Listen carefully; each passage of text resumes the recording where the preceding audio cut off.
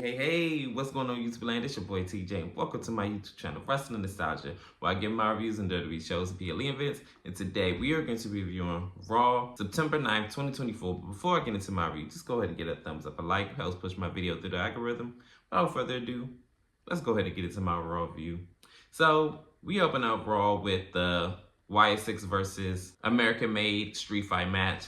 This match shot off already chaotic. Nikki Cross and Ivy Now go ahead and mix it up, and that's where it kicked off at. Nikki Cross attacks Ivy Now, and then they fighting out on the outside, and then the rest of their members are fighting in the ring. This was like a lot going on. It was very chaotic and very hard to keep up with.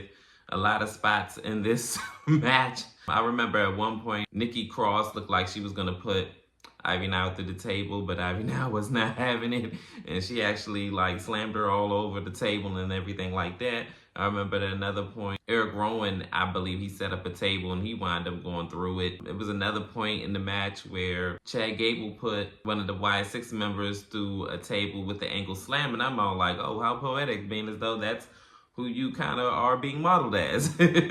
But towards the end of the match, this is where Uncle Howdy actually got involved, and he did his sister Abigail on one of the American Made members. And then Dexter Lumis winds up doing his big splash off the top rope, and 1, 2, 3, the Y6 wins this match. I tell you one thing, I would not want to wrestle them, even if you paid me to. Like, these people are freaking weird. These people are weird, and there's nothing in the world that would ever make me want to wrestle them ever. But we're gonna see if this is the end of the rivalry or they're gonna continue this on, but we're gonna see in the upcoming weeks on Raw. In this next segment, it is Finn Balor, and he makes his way to the ring, and he got a few things that he want to get off his chest. Make a long story short, he said that Damian Priest broke up the Judgment Day, being selfish, and, you know, every time when he would go to the world title, all of a sudden he would come in and, you know, rear his ugly head with that briefcase hovering over him. So he says that he got a few things he want to get off his chest, so come out here right now. Damian Priest comes out, and he said, look, I really don't got too much to say to you, so go ahead and finish what you got to say, and then I'm going to drop you. So Finn said, this is not how this works. You try to turn me into a sidekick, so you know what? I'm challenging you at Bad Blood, and we are going to go one-on-one. So he said, okay, cool, that's fine, but I'm going to do what I said I was going to do. So he said, remember the playbook of the Judgment Day. So yeah, the playbook. He said, I already wrote the playbook, so what's you trying to say? So then he wound up going ahead and socking him in the face. And then these two kind of brawl out, and then this is when the rest of the Judgment Day come out, and then they wind up trying to beat down on Damian Priest, but he is like, you know, a brolicky dude. He's not going to go for that, so he ends up beating up on the Judgment Day for a minute, and then the numbers game wind up catching up to him, and then this is when Rhea Ripley tries to come out, and she winds up beating up on Liv Morgan because she comes up from behind, and Dominic Mysterio. She wound up getting beat up and attacked from behind by Liv Morgan. Make a long story short, they wind up getting beat down in the ring, and this is where the segment ends. I can't wait to see their matchup at Bad Blood. I'm going to be very disappointed if Damian Priest win, because to be honest, Finn Balor really needs this win over a credible former world champion and Damian Priest. Well, we're going to see what's going to happen in the upcoming weeks on Monday Night Raw leading up to Bad Blood, which their feud is probably going to culminate. In this next matchup, it is for the women's tag team titles. It is Jade Cargill and Bianca Belair versus the Unholy Union. So this match starts off with Bianca Belair and Alba Fire. They wind up mixing it in the ring, and she's kind of taking control of this match. You know, she, the EST for a reason, the strongest, and she's, leading this match. So, of course, with the Unholy Union, they have to do their whole unfair advantage thing, and the numbers game eventually works, and they're trying to, work out on Bianca. A little frequent tags and double team moves later. It looked like Jade Cargill was going to go ahead and try to wrap this match up. I remember at one point in the match, Jade Cargill tries to put away Ala Dawn, but she ended up getting kicked to the face after she tries to do the jaded. Ala ended up, trying to roll, ended up rolling her into a kick. And then towards the end of the match, this is where Bianca Belair winds up tagging in Jade, and they do their DDT German suplex move. And 1, 2, 3, Bianca Belair and Jade Cargill win this match and retain their women's tag team titles, which they should never lost in the first place. But we're gonna see who their new tag team opponents are gonna be in the upcoming weeks. I don't know if it's gonna be on Raw, SmackDown, NXT, but and another thing, please, Bianca Belair and Jade Cargill, please go to NXT, like, for obvious reasons, because I would love to see you two versus Lash Legend and Jericho like yesterday. Please make it happen. In this next segment, it is Bret Hart, and he is welcomed with a warm welcome, a hero's welcome, of course, because he is in Canada. So he comes out and he have a brief little interview with the announcers, and he is rudely interrupted by Gunther, of all people.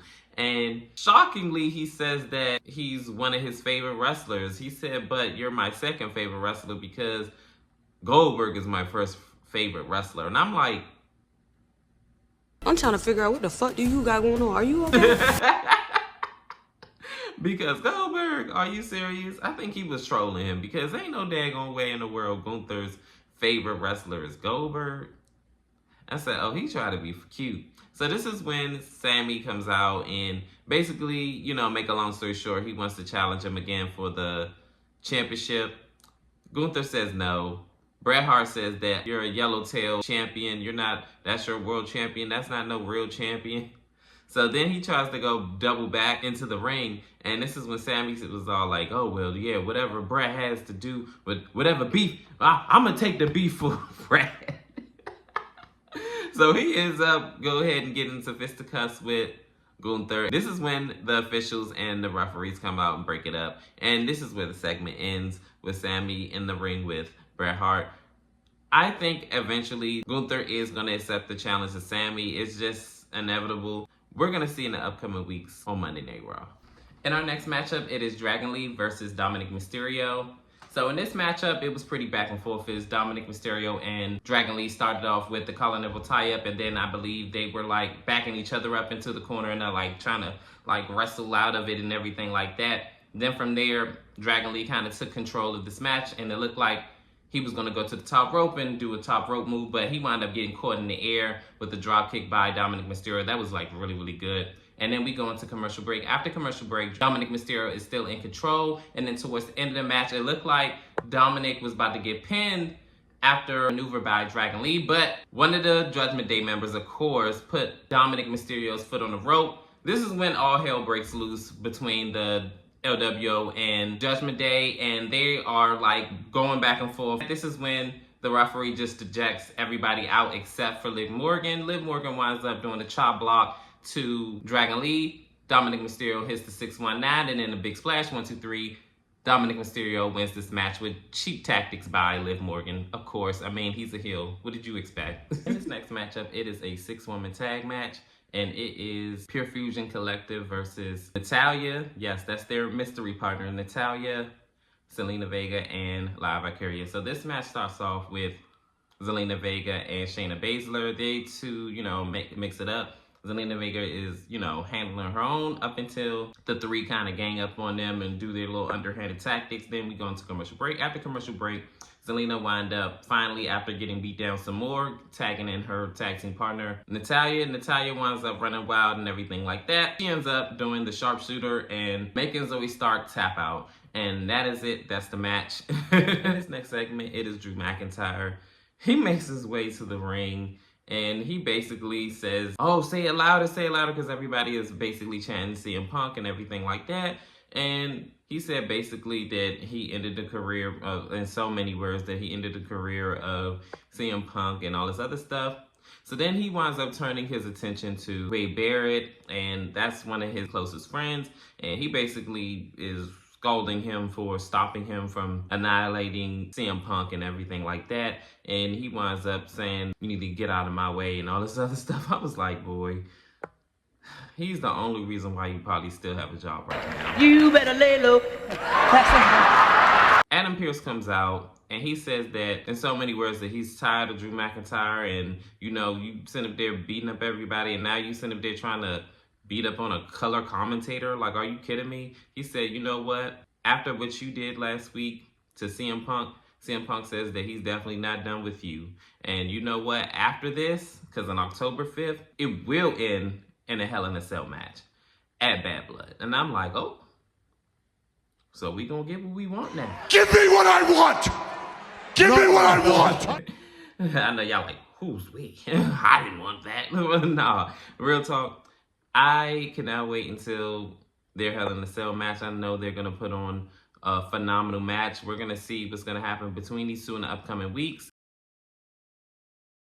In this next matchup, it is Rey Mysterio versus Finn Balor. This matchup was pretty one-sided.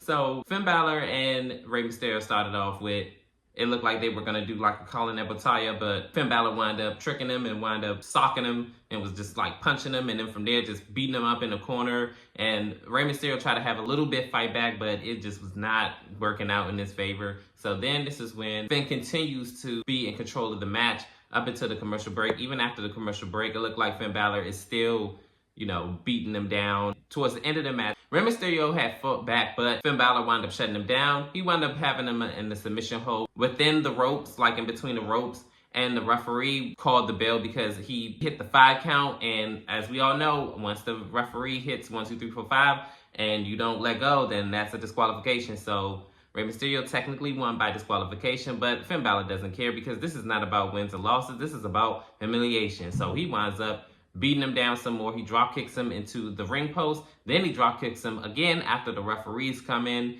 and they're letting him know that, hey, you know what I'm saying? Go, go, go. He said, don't touch me. I don't do what I do what I want to do. So that's where this ends. And all I have to say about this is job well done, Finn.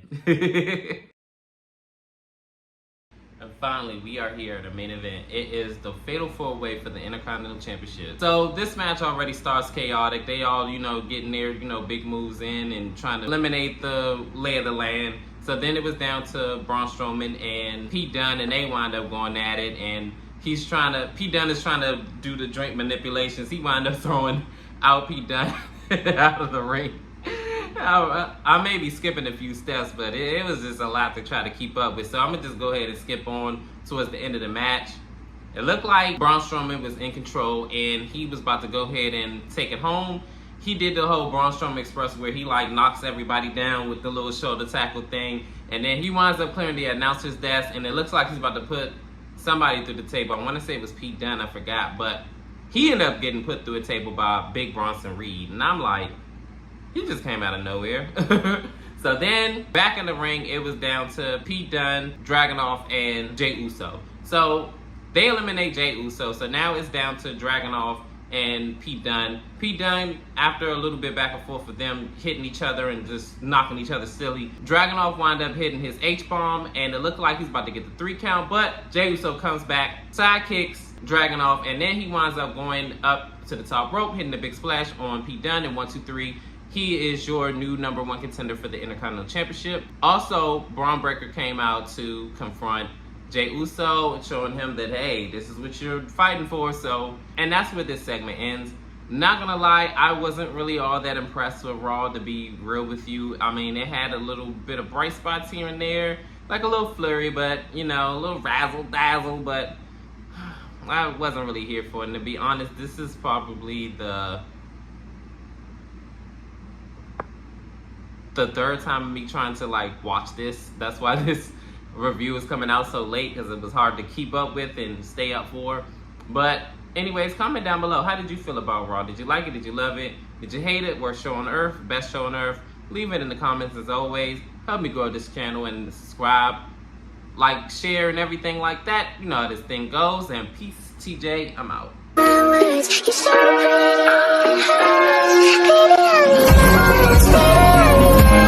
go.